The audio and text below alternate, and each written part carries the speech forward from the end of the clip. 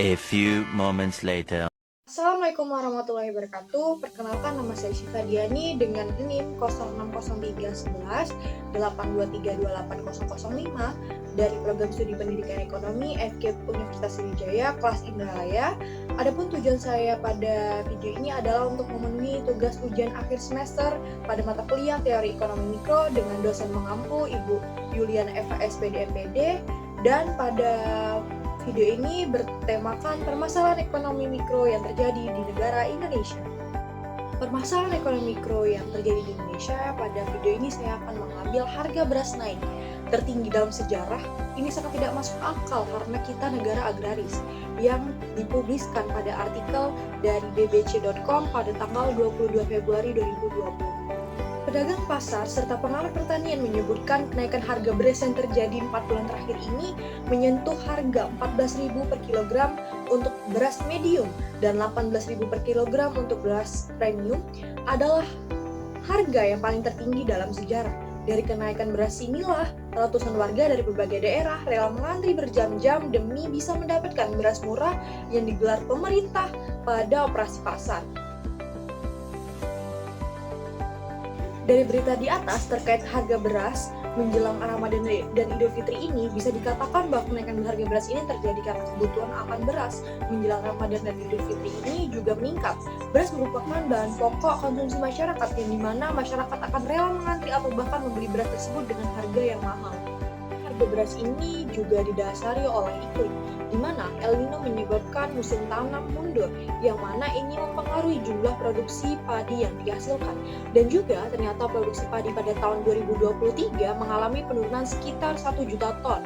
Inilah penyebab yang menjadikan harga beras melambung naik pada negara Indonesia.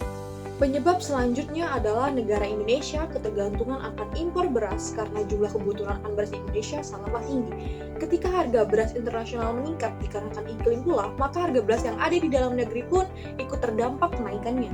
Dampak dari kenaikan harga beras ini akan terjadi kepada masyarakat Indonesia ataupun penduduk yang tinggal di Indonesia. Setelah terjadinya kenaikan harga beras, masyarakat akan rentan terbebani oleh pembelian beras yang begitu mahal. Kenaikan harga beras langsung memukul daya beli masyarakat, terutama pada masyarakat dengan penghasilan rendah. Nah, pada dampak yang kedua ini adalah terjadinya inflasi, di mana beras memiliki kontribusi besar terhadap inflasi. Lonjakan harga beras bisa memicu kenaikan harga barang dan jasa yang ada di sekitarnya. Pada dampak yang ketiga ini adalah menurunnya konsumsi masyarakat. Jika harga beras naik, maka tingkat pembelian untuk barang lainnya pun akan ikut menurun. Masyarakat akan mengutamakan beras terlebih dahulu. Nah, dari penurunan konsumsi masyarakat kepada barang lain ini akan menghambat roda pertumbuhan ekonomi di negara. Serta yang terakhir itu dampak yang keempat adalah ketidakpuasan sosial yang terjadi di masyarakat, di mana meningkatnya harga bahan pokok dapat memicu ketidakpuasan masyarakat terhadap pemerintah, terutama jika masyarakat merasa ada ketidakadilan dalam pengelolaan pangan yang dilakukan oleh pemerintah. Nah, setelah kita membahas faktor penyebab dan dampak yang terjadi akibat dari kenaikan harga beras yang terjadi di Indonesia, maka pembahasan selanjutnya adalah solusi yang dapat dilakukan pemerintah untuk mengatasi permasalahan kenaikan harga beras yang terjadi di Indonesia.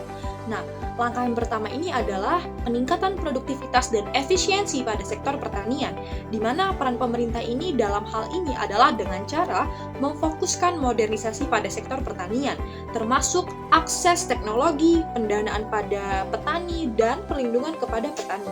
Untuk langkah yang kedua ini adalah stabilitas pasar, di mana diadakannya pengawasan yang ketat terhadap praktek monopol di pasar besar. Pemerintah juga harus memastikan distribusi yang merata dan intervensi harga saat diperlukan. Langkah ketiga adalah peningkatan cadangan pangan nasional, di mana cadangan beras yang dikelola harus diperkuat oleh pemerintah dan sehingga dapat digunakan untuk menstabilkan harga saat terjadinya lonjakan yang ada di negara. Yang keempat ini adalah subsidi akan beras. Bantuan subsidi ini membantu masyarakat akan penggunaan bahan pokoknya, terutama pada masyarakat yang berpenghasilan rendah, ini akan sangat membantu. Yang kelima adalah peralihan sumber pangan, di mana pemerintah bisa mengurangi ketergantungan masyarakat terhadap beras dengan mendorong dan mengenalkan konsumsi bahan pangan alternatif seperti jagung, gandum, dan lain sebagainya. Kesimpulan dari artikel terkait permasalahan ekonomi mikro yang terjadi di Indonesia dengan judul kenaikan harga beras tertinggi dalam sejarah ini sangat tidak masuk akal karena kita negara agraris. Sebagai negara agraris, Indonesia seharusnya memiliki kemampuan untuk memenuhi kebutuhan beras secara mandiri. Kenaikan harga beras ini menandai adanya masalah yang terjadi terkait rantai pasokan, kebijakan pertanian, ataupun efisiensi produksi. Nah, kenaikan harga beras ini bisa menjadi indikator bahwa kebijakan pemerintah dalam mendukung sektor pertanian belum optimal. Dari permasalahan kenaikan harga beras inilah menimbulkan dampak yang membebani masyarakat. Masyarakat akan terbebani dalam pembelian beras, terutama pada masyarakat yang berpenghasilan rendah. Kenaikan harga beras ini mampu membuat masyarakat menderita. Beras merupakan komoditas utama yang dibutuhkan masyarakat. Kenaikan harga beras ini juga mampu memicu penurunan tingkat konsumsi pada barang lainnya dan dapat menimbulkan ketidakpuasan masyarakat terhadap pemerintah karena permasalahan kenaikan harga beras ini yang terjadi di negara Indonesia. Dari permasalahan kenaikan harga beras ini seharusnya dapat diatasi dengan baik oleh pemerintah. Pemerintah bisa memberikan bantuan beras kepada masyarakat yang kurang mampu atau memberikan subsidi beras kepada masyarakat. Sektor pertanian pun hendaknya diberikan peningkatan agar beras yang diproduksi pun melimpah. Dan pemerintah juga hendaknya melakukan stabilitas pada pasar agar monopoli beras di pasar tidak ada. Nah, dari kejadian kenaikan harga beras yang menyengsarakan masyarakat, saya harap pemerintah mampu mengatasi permasalahan ini agar masyarakat tidak merasa terbebani akan pemenuhan bahan pokoknya. Kenaikan harga beras ini juga menjadi pembelajaran bagaimana agar antisipasi atau planning di awal yang dilakukan pemerintah supaya tidak ada terjadinya kenaikan harga beras lagi yang menyusahkan masyarakat.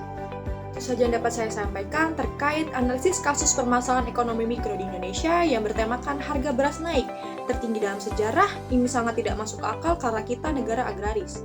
Jika ada salah kata saya mohon maaf, kepada Allah saya mohon ampun. Saya akhiri, wassalamualaikum warahmatullahi wabarakatuh.